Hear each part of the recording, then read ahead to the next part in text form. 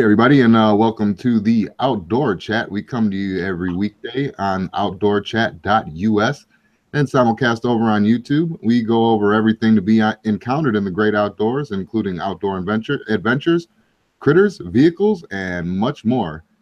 We also happen to have hosts, Bob, coming in from Canada, a winter visitor over in Arizona. Hey, glad to be here. Wish I was down there right now. Yeah, it's still a little chilly, but yeah, it's probably better than where you're at. And we have Pete over in Tucson. Hey. And I'm coming to you from Apache Junction, but you just figure it's the Phoenix Valley. So we have a couple of topics here today.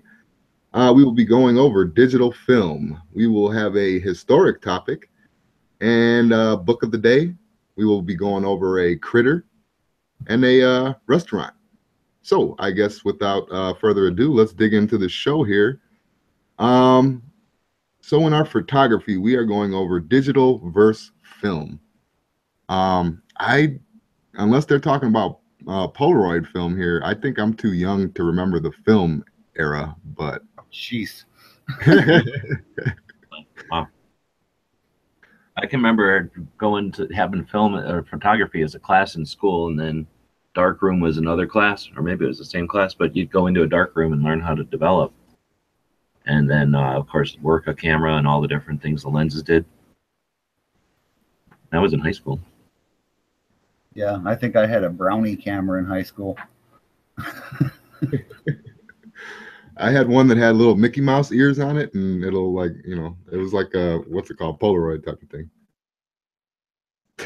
That's a good point. With the film, it's going to be, it must be difficult. I have to assume it's still around, but it must be more and more difficult than, I mean, back in the days, there was like what they call them, photomats in the parking lots of places. So, it was about as convenient as could be to deal with the development that had to actually take your physical film, take it to a place, develop it, put it on paper, and bring that paper back to you somewhere.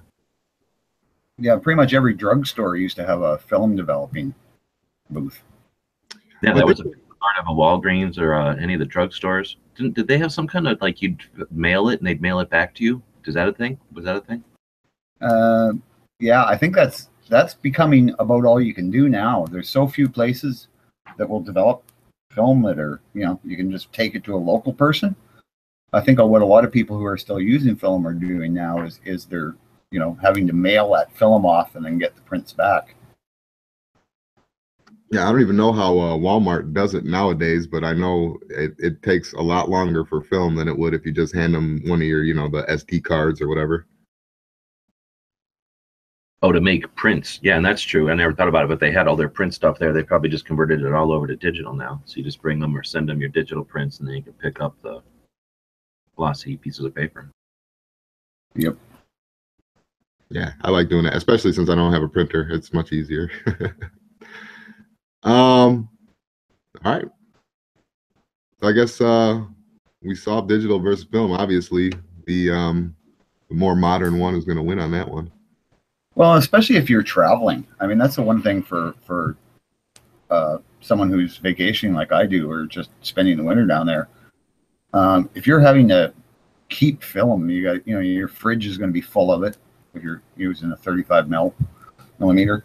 So digital just seems to be the way to go. Plus, I mean, like you say, the whole problem with getting pictures developed these days. Film does have its place. It does things better than digital, but all in all, digital is just the convenience issue. Is what wins. Fewer things better though, and I'm trying to think about what camera can do better, or film camera can do better than a digital camera anymore. As far as quality, you mean, like ability? Yeah, well, because I mean, I know you can get a Nikon body that'll take all your lenses and everything like that, but I mean, okay, the lenses were more powerful on a film camera, but like you're saying, now they can apply that tech with lenses and the reach that lenses can give you with an optical reach. The digital. Yeah, it's just I know a few photographers, and they still swear by, for doing things like portraits and like landscapes and wildlife photography, they still prefer film. Now that might just be, that's people that are set in their ways, and just believe that that's always going to be better. Kind of like the hot rodder who always believes the older motors are better than the new ones. Well, I could see it as an art form, as an artist. You want to show your skill in your realm or whatever, right? So if you're, someone who can take a digital or a regular film can't picture, there was definitely a big spectrum there, right? Just like there's, I guess, with digital. There was people that were taking snapshots, and then, like you say, there were people that took professional pictures and put a lot of time and effort and would spend, take a whole roll of film on one picture, right? Just changing little things to see what kind of variation they got in their results. But so I could see it as an art form, that as an artist, it's your medium using the film. Yeah, or like a hobby too. So yeah. Oh yeah, exactly. Like just as I want to go take pictures, but I want taking the pictures to be the part that I'm interested in, not the necessarily go in there or the picture itself even, but creating it. Yeah, We had a dark room in our basement back in the day, so all you had to do was devote a large closet to it, really, and you could store all the stuff in there. Having a little bit of plumbing made it a lot easier, but you could develop it in your place. You didn't have to send it out, and that gave you the creative ability to tweak all your pictures and make as many copies as you wanted, and really adds a lot to photography that now we have with digital and a printer. I mean, it's crazy what the digital and printer replaces, how much stuff that replaces. Well, and time, effort. I mean, a few clicks. Oh yeah, the Photoshop software is called Photoshop because that's what you would do is you'd go into the dark room and you'd screw with your using your negative, you'd screw with your end result based on what you did and how you did it and the processes and the tricks and tips. And all that stuff is just clicks now in Photoshop. All you have to do is know what's possible and remember where it's at, or know how to find tutorials that point you to the stuff that you need to know. And sky's the limit. Where with darkroom photography, I guess it maybe if there was still darkroom photography and there was YouTube videos, we'd probably be able to get information out there. But you had to kind of learn that information by going to clubs or meeting somebody and going in a darkroom and developing with them and seeing their techniques. I'd say Bob touched on something too with the portability. The film cameras were a pain. They were fragile and they were expensive and they were delicate, and a piece of sand in there would mess with them. Any light, of course, would screw your not only your current pictures, but everything else you had on that roll potentially. Just mishandling the film afterwards, you could potentially lose all kinds of work, invaluable, irreplaceable stuff, moments that you had to drive somewhere to get to or be somewhere at the right time. And with digital, we can just plaster. There's no, you just, as long as you can push the button or take video, you've got all those digital images. And really, knock on wood here, it's difficult to lose digital images anymore, physically or software wise. There's so many redundant ways to store it.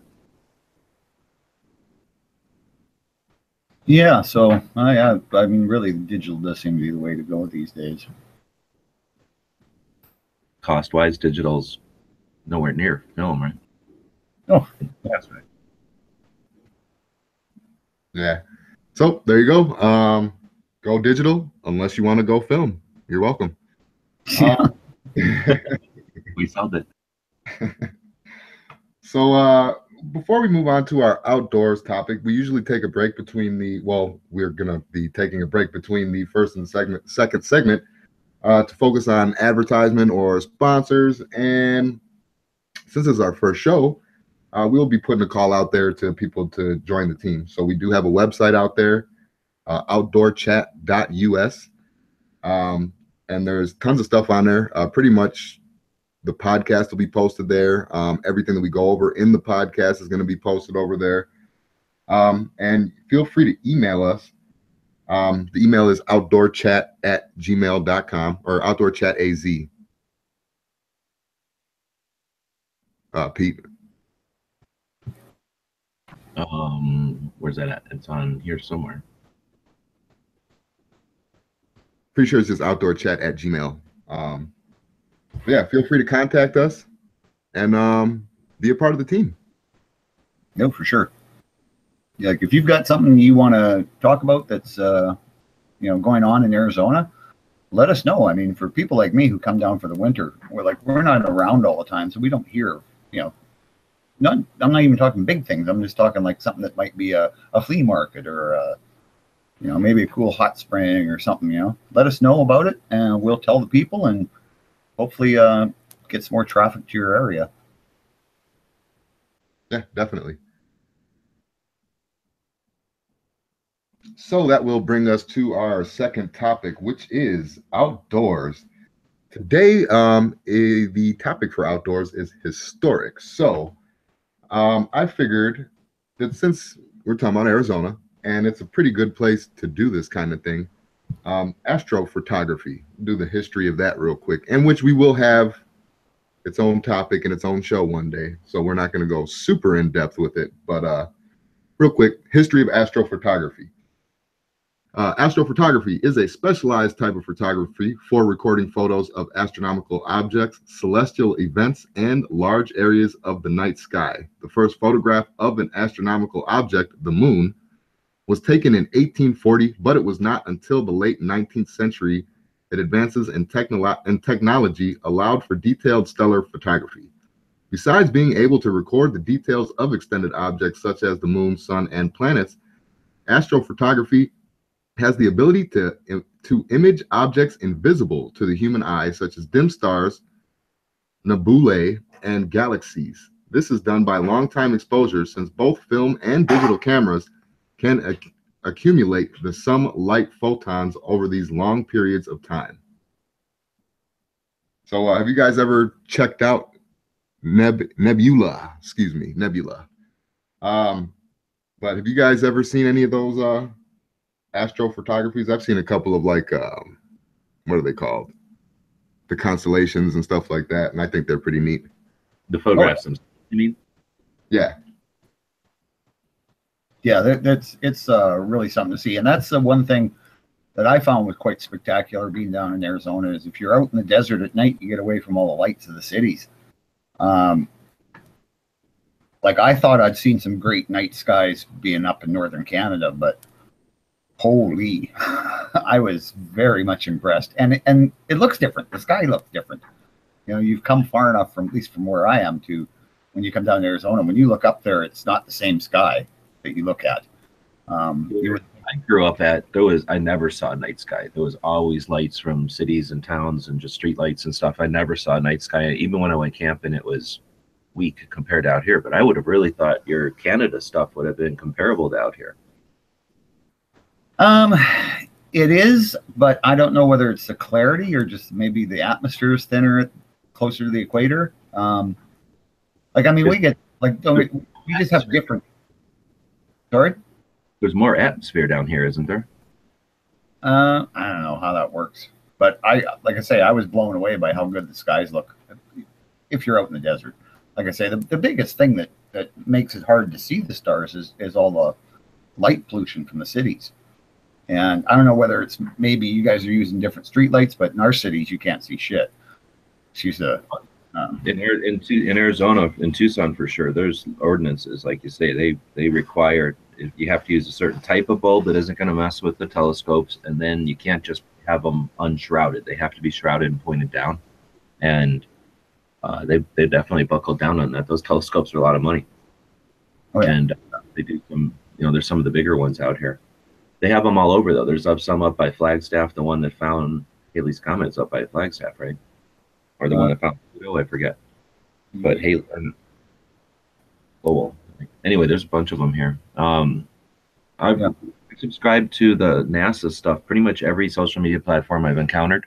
So even back in AOL days, we were watching NASA. You know, they had a large presence there. On Facebook, they have some. I don't use the Facebook as much, but on YouTube, following the NASA channel is neat. They'll keep up with whatever tech is out there. So of course, YouTube videos are neat, but now they're using the live part of YouTube and showing live feeds from space, which is just, you know, imagine how cool that is. And then what's neat there is you're watching it with so many other people. And then on Instagram, the NASA feed on Instagram is really, really neat. Yeah, I definitely think that they're cool. So there we have it.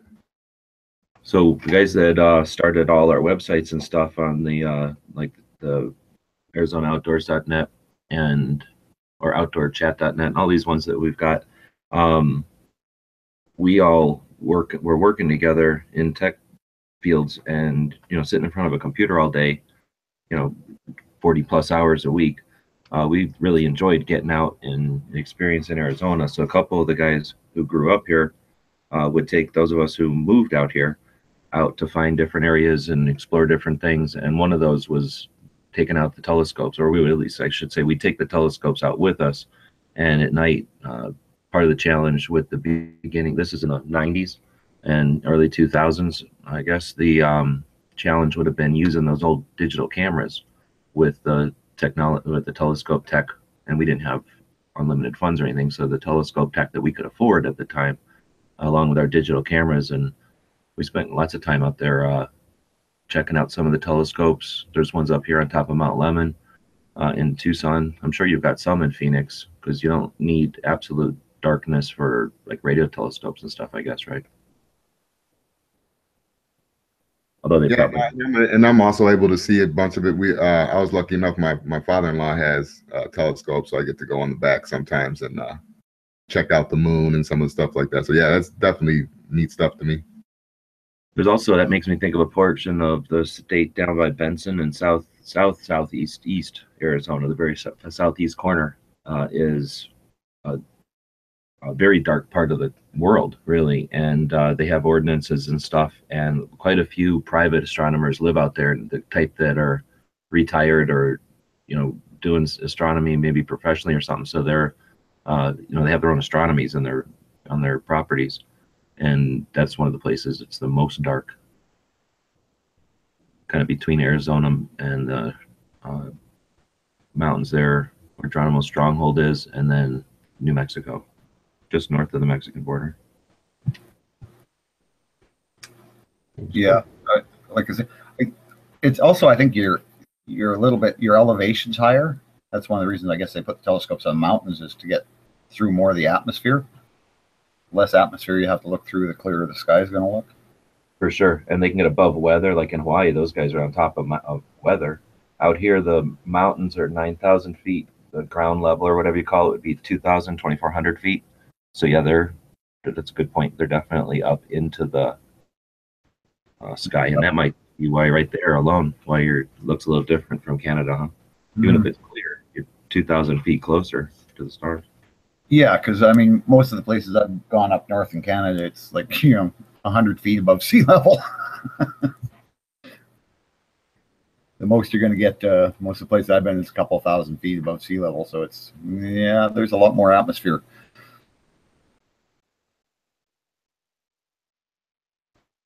All right, so what are we talking about next? Well, I think we've solved that, right? Or we didn't really solve it, but we mentioned the historic. I feel confident that we've sparked people's interest at the very least. Yeah. Well, there's a lot of history in Arizona. So. All right, so I guess that would bring us to, we're going to try and focus every show. Well, not focus every show, but on every show, we're going to try to focus on a book of the day. Today, I guess, just keeping with the theme, we have the AMC Guide to Outdoor Digital Photography, Creating New Nature and Adventure Photos. Let's see here. Short synopsis. This comprehensive guide details fundamental techniques and concepts outdoor photographers need to know. Building on basic foundations of photography, case studies, and over 20 years of experience, authors Jerry and Marcy Monkman explore their full process of outdoor photography, from packing and taking care of gear to setting up and taking great shots to processing photos in the digital darkroom. Crisp, large, full-color photographs pair with seasoned tips and advice to comprise a must-have guide for anyone interested in outdoor and nature and adventure photography. Excuse me, having trouble reading those tiny words, but yeah. So that sounds pretty interesting to me. I was looking at it, and obviously we're talking about photography and we're talking about all that other stuff, so I figured it'd be an interesting. Looks like it's like 8.5 by 11 book. I'm trying to see the dimensions on it. Um, Yeah, pretty much 8 by 10. So it's a full size piece of paper format book, and it opens up and it's got, like you said, a bunch of pictures and stuff. It's retails for 16 or 17 on Prime with free shipping, but they'd say they have 38 of them from $3.90. So it doesn't sound like it's a book that you need to spend a lot of money on if you're looking to just get information or have it. So that made me think, though, what do you think of for something like photography? Is it worth having a book, or is it worth watching the YouTube videos, or is it I guess the other option would be being like joining a club. I mean, obviously you're going to buy the gear one way or the other. You got to start somewhere. But once you've got your gear and you're out there doing it and experiencing it, what do in you my guys? opinion, I would say both. I guess for $3.90, it's not a big financial investment to do the book and watch YouTube videos. Yeah, but I mean, like some people just are not going to be into reading a book. That's where the YouTube and the new media comes in handy for people. Yeah, but then it made me think that, for something, if you are like, I'm trying to think back to when I was a kid and I was getting ready for scout camp or something. And, having like a book where you could open it up and look at like maybe I'm thinking, I don't see the pages of the book, but let's say that they have like their backpack and their gear, like the lenses and the cleaning stuff and I don't know, whatever support gear you'd have for a regular, I guess for a digital camera. And then, like say, whatever tips and tricks they're saying, whatever little pieces of gear he might have included that he's used or something. So I guess for that, it would be handy to have that piece of paper, that book that you can be looking at, around the fire or whenever, or, have on the bus with you. A lot of people are out there doing things where they don't have a phone or internet always.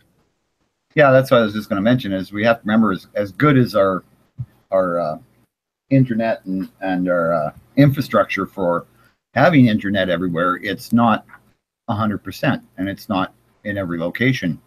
So you're not always going to have that resource. So sometimes it might be just a real handy thing to have it in hard copy. Yeah. Maybe in a waiting room or something. So if you're, I don't know, doing something where you might have people who are interested in it, it's an interesting book to have on hand that gives them something besides just reading gossip or news of the day, right? Give them something actually interesting to read. And like it says on here, $3.90 for a used copy. Yeah. We'll put a link to the Amazon on the description of the video.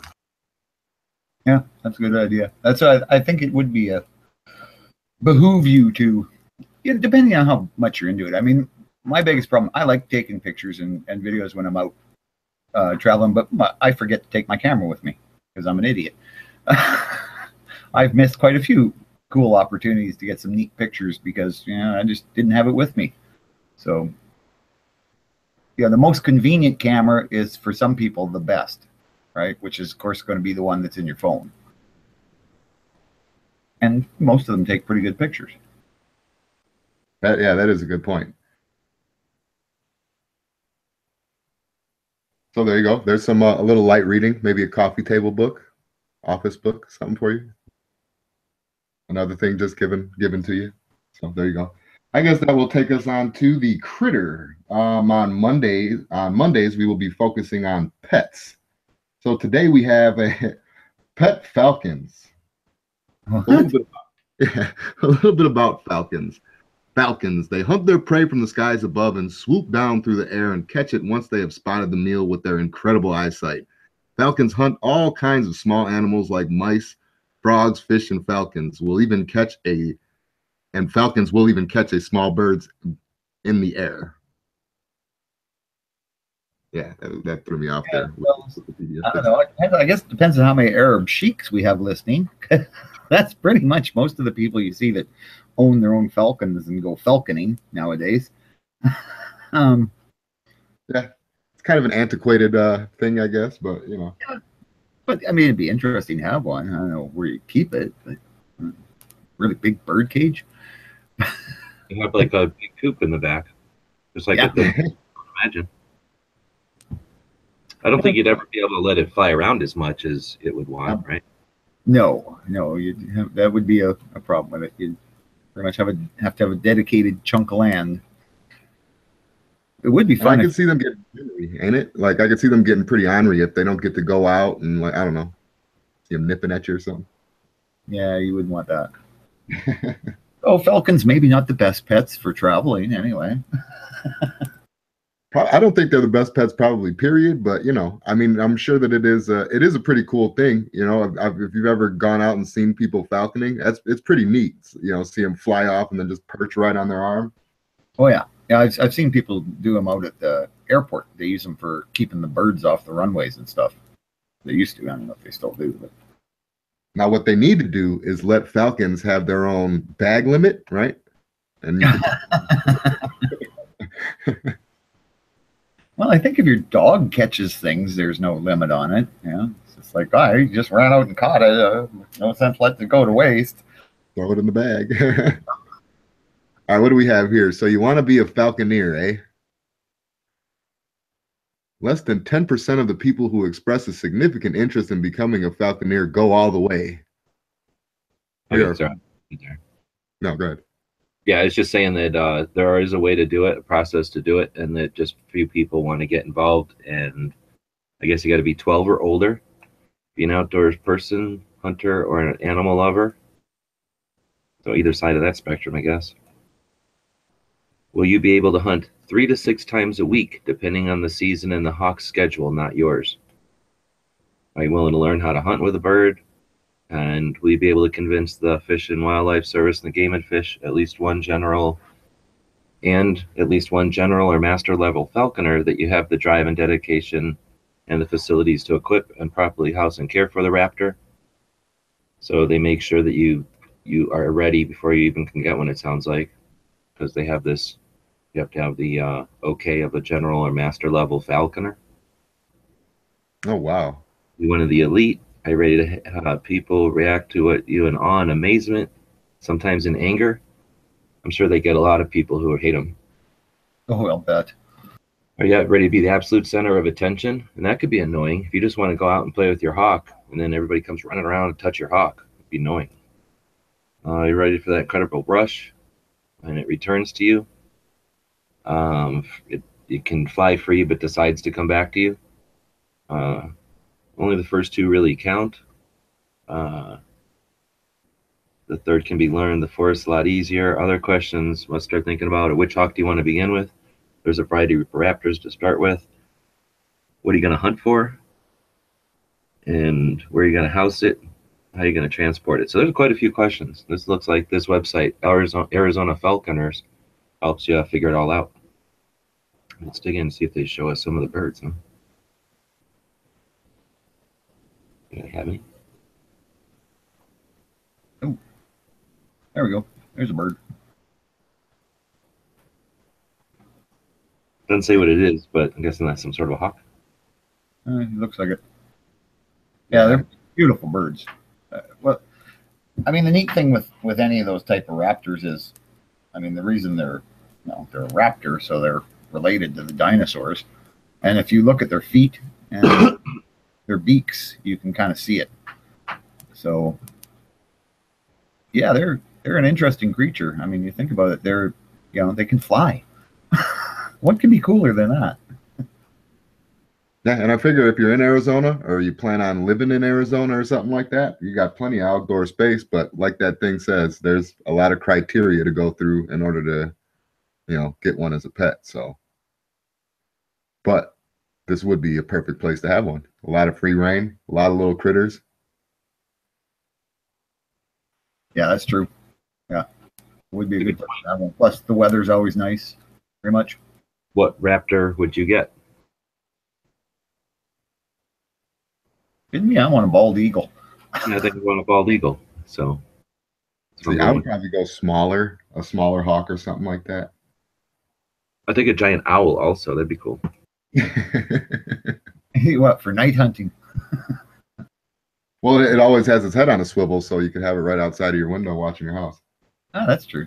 Yeah, owls are cool. I like owls, but they can be nasty. When I was camping one time, my son was getting chased by an owl. Chased him for a good half a mile, trying to swoop at him. I don't know why he got at him. You know what the trick is to keep an owl happy? Yeah, what? Give it a constant supply of Tootsie Pops. Oh. Yeah, maybe that was it. He didn't give it enough Tootsie Pops, but yeah, that owl was, and just him. There was a group of us walking along, and for whatever reason, this owl just decided it was going after him, and it was swooping at him and stuff. And it was the weirdest thing. They are so quiet when they fly. Like you can hear a normal hawk, but owls are just silent when they're gliding. But anyway, off the subject of hunting with hawks. It's all good. So there you go. It's if you're gonna get a pet today, get a falcon. We'll move on to the restaurant of the day. This is a nice little cozy place out here in Apache Junction. I don't think Bob's been here, but I know Pete's been up here. So This is the one just north of your place there. yeah. It's called Linda's Hoosier Cafe. It's off of Old West Highway and Tomahawk in Apache Junction, Arizona. Great little place. Good prices, huge portions. You'll definitely go there with a full and leave with a full stomach. So great place. I always like that. Gonna have to try that out next time I'm through. It's like breakfast, lunch, and is there dinner? Pretty much breakfast, lunch, and dinner. Mostly like a lunch stuff, but they have they have a steak dinner and stuff like that. So yeah, they have a pretty much variety of everything. It's mostly American food with Mexican food. Yeah,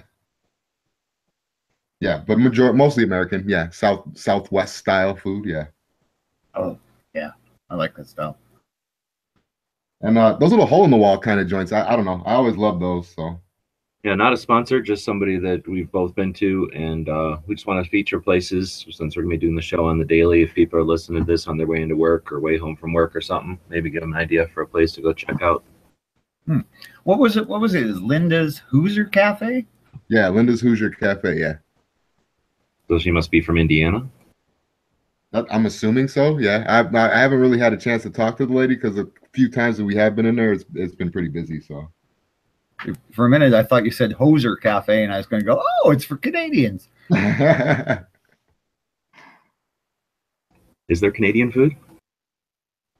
Kind of. Nah, I think they just call ham, not Canadian bacon.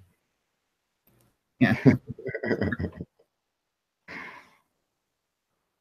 So that's about gonna wrap us up here. So give us some feedback. We'll figure out the email, and you can listen to us tomorrow and find out what that email is, and we'll have it for the show. And you can reach us on all the social media platforms, and yeah, give us some feedback. Let us know what you think of the show, what you'd like to hear. Email your suggestions, right? Yeah. So on that, I just I'll throw out a fact about Arizona, because I read about it a lot because I've been coming down there for the last couple of years. But some of the things that just are about the state. The sun shines in Phoenix and Tucson 85% of the year. That's even more than Florida and Hawaii. So yeah, I mean, Arizona really should be the sunshine state. So on that, I'd like to thank everybody for watching and listening. And hey, we'll talk to you tomorrow. Real quick before we end this, I should have did it before, didn't think about it, but I'd like to end this show on a healthy tip. So pretty much, eat regular and small healthy meals, and keep fruit and veggies handy. So there's your healthy tip of the day. All right. So thanks everybody, and sorry I ruined that outro there. So we will see you all tomorrow. No worries.